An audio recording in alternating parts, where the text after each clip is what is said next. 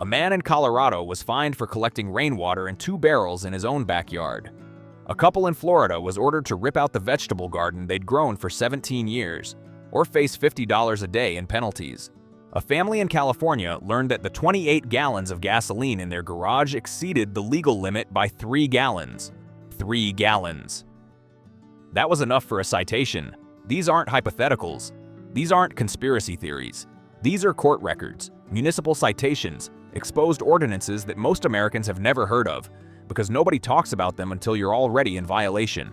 Right now, tonight, in your home, you may be breaking a law you didn't know existed, and the number of those laws is growing.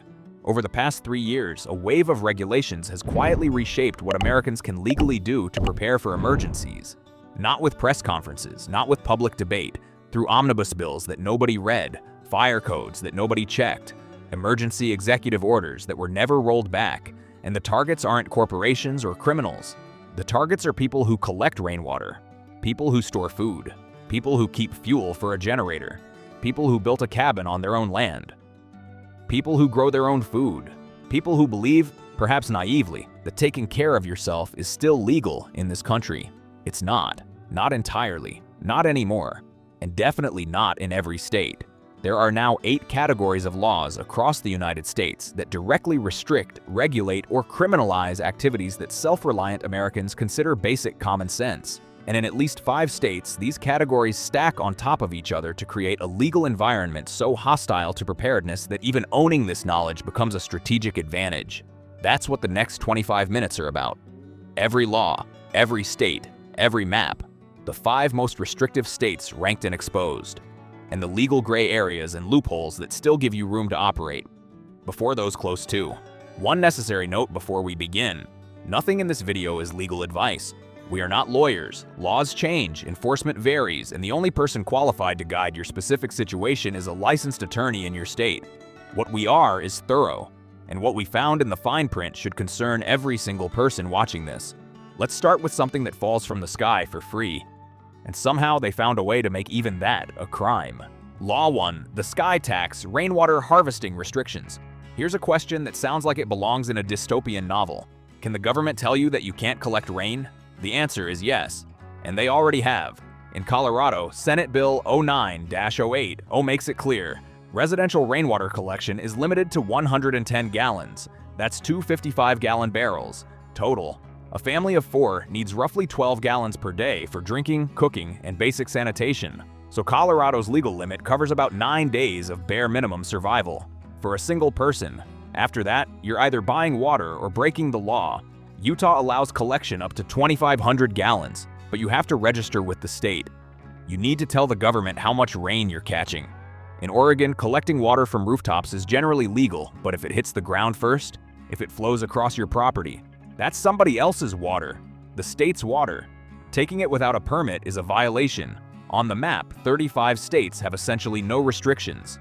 8 states have moderate regulations, registration requirements, volume caps, approved container rules. And 7 states, shaded red, will penalize you for collecting rain without jumping through legal hoops. Most people who prep don't know these laws exist. You buy a rain barrel at a hardware store. You set it up, you feel responsible. And then you find out that in your state, the water falling from the sky onto your own property doesn't legally belong to you. The workaround? In restricted states, install a permitted cistern system. Stick to roof-only collection where that distinction matters. In Utah, register. It's annoying, but it's free. And in several states, agricultural exemptions exist. If your property qualifies as agricultural use, in some states that's as little as 5 acres with a few beehives, rainwater rules relax significantly. These laws weren't written for preppers. They were written around water rights, a legal framework older than most states themselves. Western water law treats rainwater as a public resource.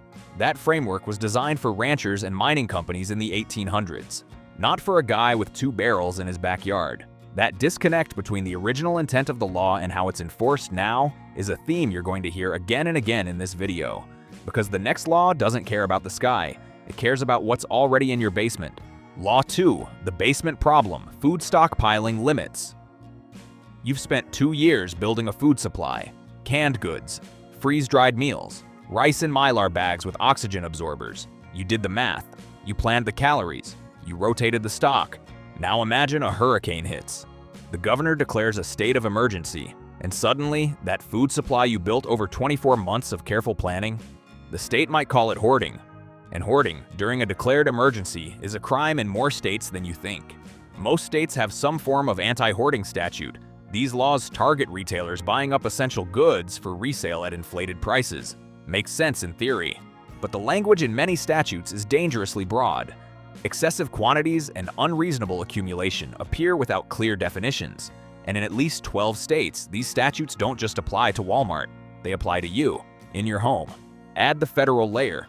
FEMA's authority under the Stafford Act, combined with Executive Order 10,998, on the books since 1962, gives the federal government the ability to requisition food resources during national emergencies. Has it been used against individual preppers? Not yet. Not publicly. But the legal framework exists. And not yet is not never. On the map, 20 states have no specific food stockpiling limits. 18 have emergency-only restrictions. Your food supply is legal right now, but becomes legally ambiguous the moment a disaster happens, which is exactly when you need it. And 12 states have active anti-hoarding statutes wide enough to include residential food storage. There's no federal definition of hoarding versus preparedness. A judge in California might look at your 6-month supply and call it prudent. A different judge in the same state might call it excessive. What do? First, rotate your stock. A first in, first out system isn't just good practice. It's your legal defense. Documented purchase dates proving gradual accumulation over months is fundamentally different from buying 200 cans of soup the day before a hurricane. Keep receipts. Photograph your shelves periodically with timestamps. Build a paper trail that tells a story. Not of panic buying, but of methodical, long-term planning. That narrative matters if you ever have to tell it in front of a judge. Maintain quantities defensible as a reasonable household supply. What's reasonable? There's no hard number. But if you can articulate your supply as X months for X family members with a documented rotation schedule, that's a defensible position. Some preppers go further. An LLC-owned storage unit at a separate location. Technically, that's a business holding commercial inventory, not a person hoarding food. Is it bulletproof? No. But it's a significantly better legal position than a basement full of freeze-dried meals with no documentation. You've got water figured out, food figured out, but there's a resource in your garage right now with a legal limit most people don't know exists. And it's measured in gallons of something far more volatile. Law 3, the 25-gallon trap, fuel storage regulations. 25 gallons, that's the number. The National Fire Protection Association, NFPA 30, and the International Fire Code set the baseline for residential fuel storage across most of the United States. 25 gallons of gasoline in approved containers. A typical portable generator burns 1 to 2 gallons per hour under moderate load. At 25 gallons, you're looking at roughly 12 to 25 hours of continuous power. In the middle of a winter ice storm that knocked out power for a week? That's a countdown, not a supply. California has jurisdictions where portable gasoline limits drop to 5 gallons. 5. That's enough to run a generator for 3 to 5 hours. California wants you to survive a grid-down scenario with the energy equivalent of a long lunch break. The good news? Diesel has different rules. NFPA allows 60 to 100 gallons of diesel in approved above-ground tanks. Diesel is less volatile, has a longer shelf life, and is legal to store in larger quantities. If your plan revolves around a gasoline generator, this might be the single best reason to switch. Propane opens another door. NFPA 58 allows larger residential quantities with mandatory setback distances. A 500-gallon propane tank is standard in rural America and perfectly legal with proper installation. Fire inspectors can enter properties during routine inspections. Fuel exceeding local limits means a fire code violation affecting your insurance, your property value, and potentially your occupancy status. Diversify your fuel strategy. Diesel for generators, propane for heating and cooking, solar and battery for baseline. No single fuel source, no single point of legal exposure. But there's a tool in your emergency kit that has nothing to do with fuel and everything to do with what happens when your phone stops working, and the government requires a federal license for it. Violate it, and the fine starts at 6 figures. Law 4, the silent crime ham radio licensing requirements. You bought a Baofeng radio, maybe a dozen for your family and your group. Every prepper video tells you they're essential for grid-down communication.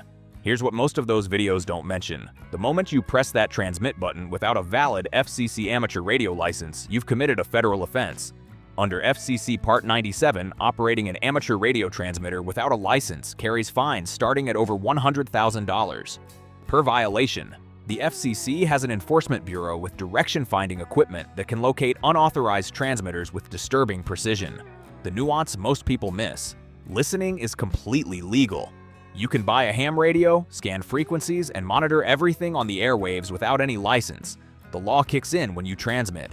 That baufing in your go bag is perfectly legal until you key the mic. The technician license, entry level, requires a 35-question multiple-choice exam and $35. No Morse code, no engineering degree.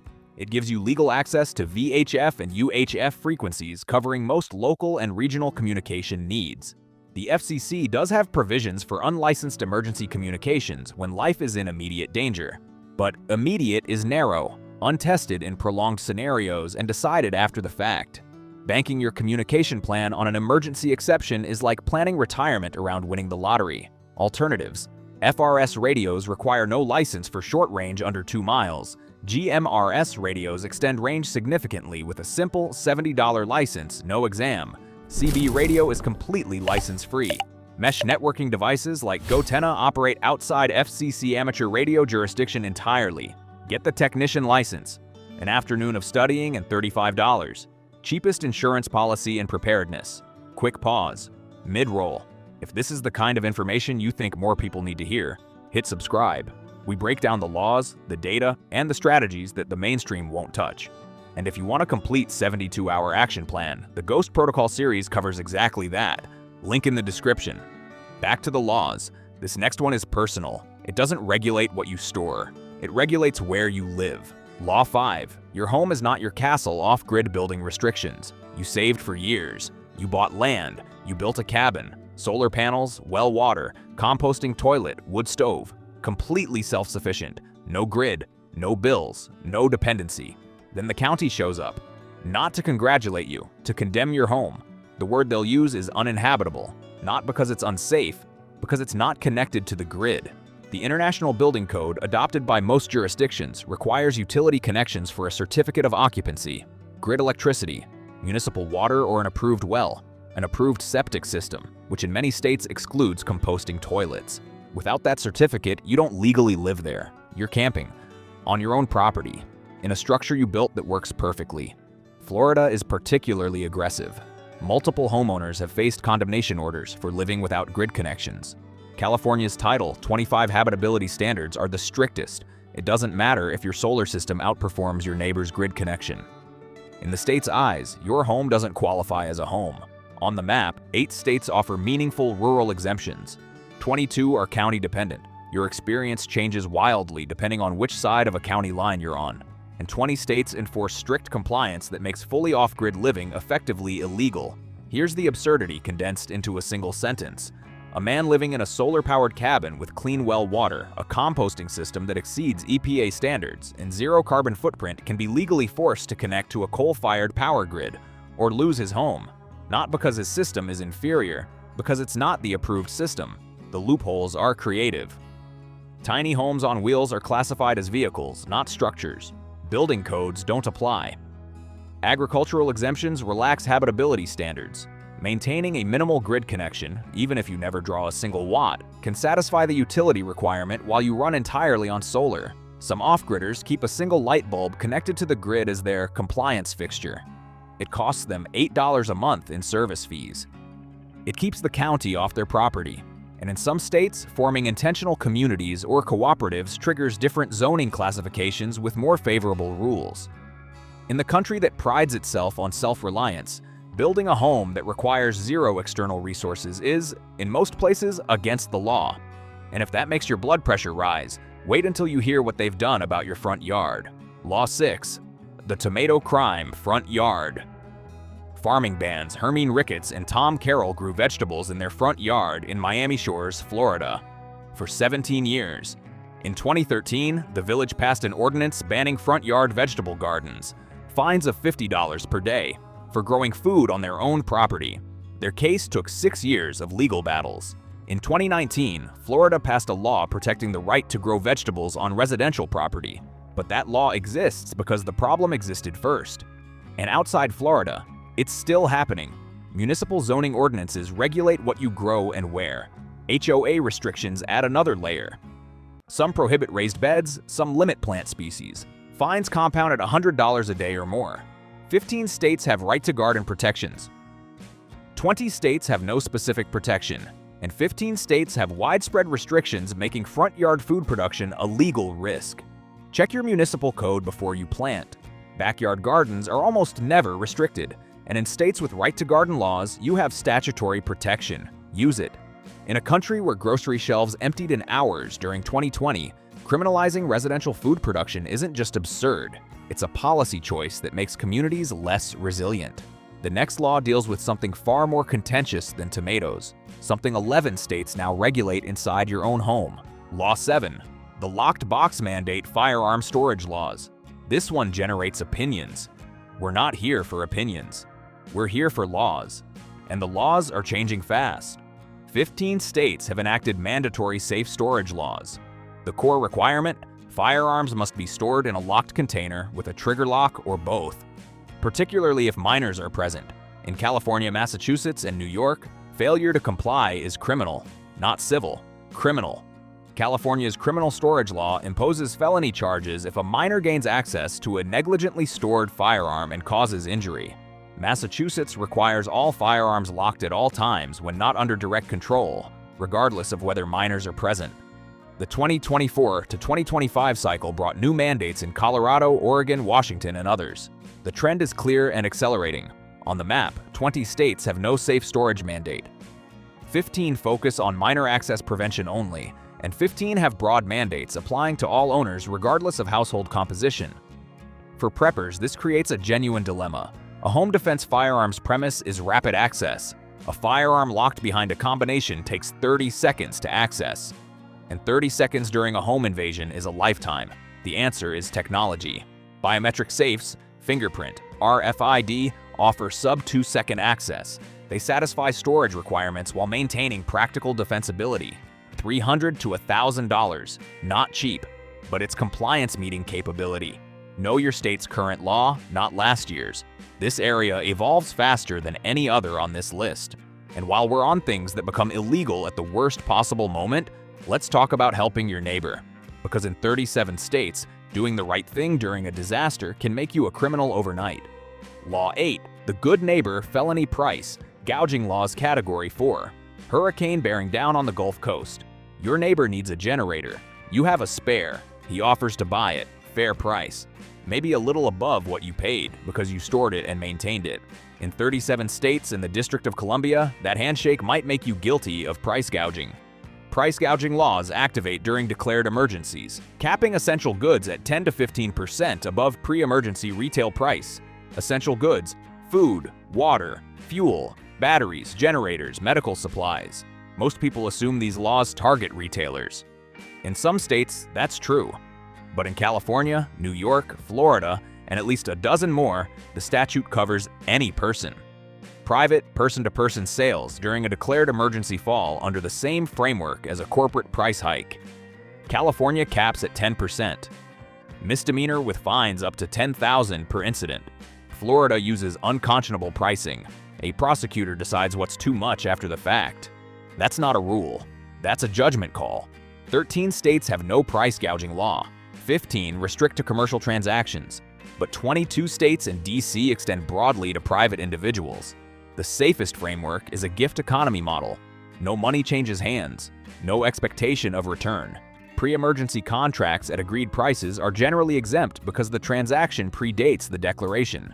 If you're part of a preparedness community, putting agreements in writing now, while the sun is shining, is one of the smartest legal moves you can make. 8 categories. 8 ways the system limits self-reliance. Now let's see which states stack these restrictions the deepest. The red zone. America's 5 most restrictive states, we scored all 50 states across all 8 categories and ranked them by overall restrictiveness. These are the 5 states where the law is least friendly to self-reliance. Number 5. Massachusetts, 7.3 out of 10. The strictest firearms laws in the country. All firearms locked at all times, and the licensing process requires interviews, references, and local police chief approval. Building codes are strict, with Title V septic requirements and mandatory electrical connections blocking most off-grid setups. Broad emergency powers, price gouging statutes are expansive. The saving grace: rainwater collection is legal and incentivized through municipal rebate programs. Agricultural Commission membership can unlock exemptions for rural properties. And west of Worcester, once you're past the suburban ring, enforcement loosens noticeably. Cape Cod and the islands have their own regulatory microclimate that's surprisingly more permissive. Number 4. Florida. 7.5. The surprise entry. Florida, the freedom state, the no income tax state, the stand your ground state, scores this high for specific reasons.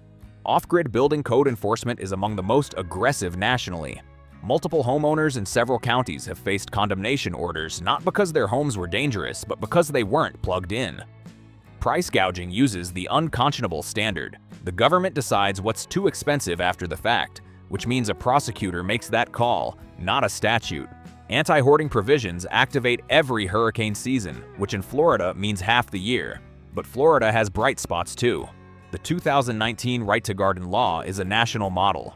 Rainwater is encouraged. Firearm preemption law prevents counties from stacking restrictions. And rural Florida, the Panhandle, the Heartland region, operates with minimal enforcement. Your experience in Florida depends entirely on whether you're in Miami-Dade or Levy County. Same state, different planet. Number 3. Colorado. 7.9. Driven almost entirely by water. The 110-gallon rainwater limit is the most prepper-hostile water law in America. Full stop. No other state caps residential collection this low.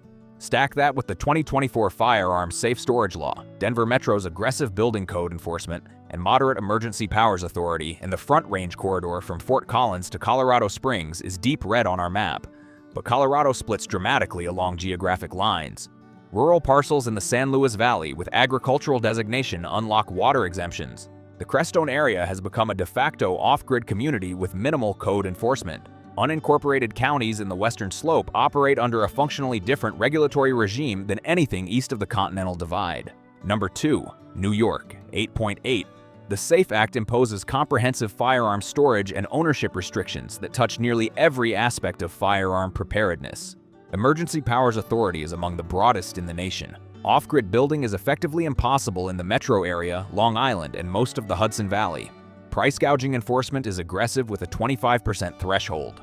And if you live in New York City proper, add antenna restrictions, fuel storage limits below national baseline, and building codes that make any form of preparedness beyond a 72-hour go bag extraordinarily difficult. The escape valve is upstate. North of Albany, enforcement drops precipitously.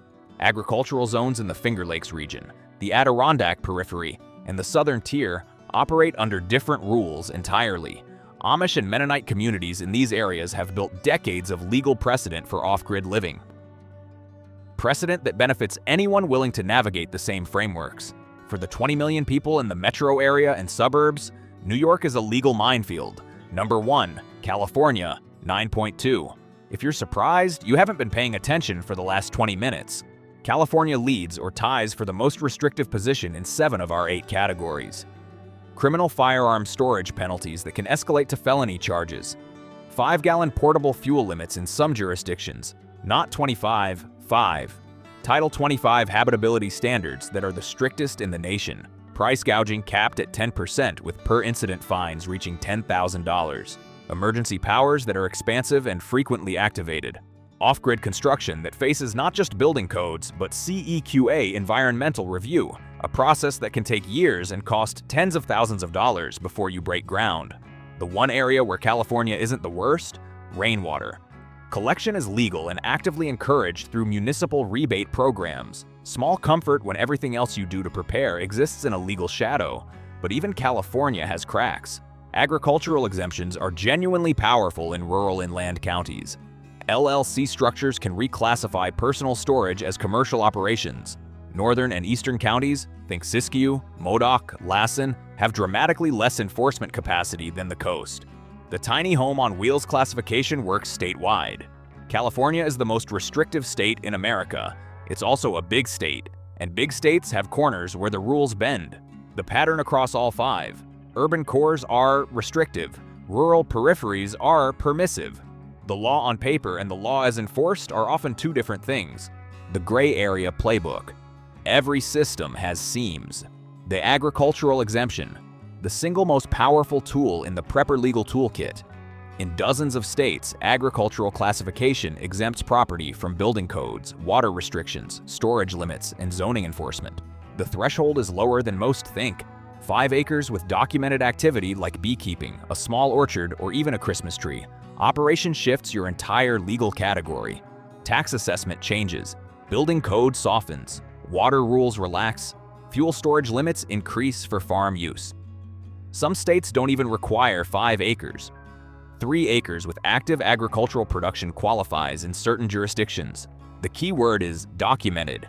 You need records, sales receipts, agricultural tax assessment on file with the county. If you can prove the land is producing, the law treats it differently. The LLC structure. Commercial storage operates under different limits than residential, often significantly higher. Fuel, food, equipment all exist in a different regulatory tier when owned by a business entity rather than a person. A prepper with 40 gallons of gasoline in his garage is in violation of fire code. A small business with 40 gallons of fuel in a permitted commercial storage unit is operating normally. The LLC also provides liability protection, enables geographic distribution across multiple storage locations, and creates a legal separation between you and your supplies. Cost $50 to $500 depending on the state, plus annual maintenance fees.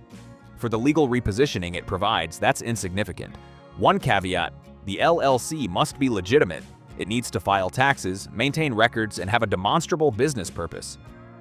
A shell LLC with no activity won't survive legal scrutiny.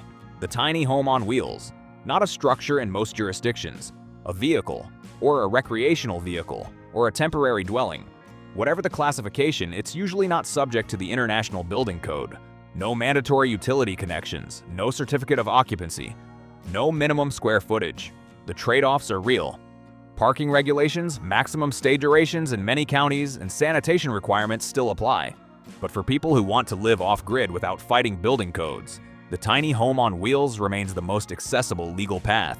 Interstate positioning, the simplest and most powerful strategy. Colorado limits rainwater to 110 gallons.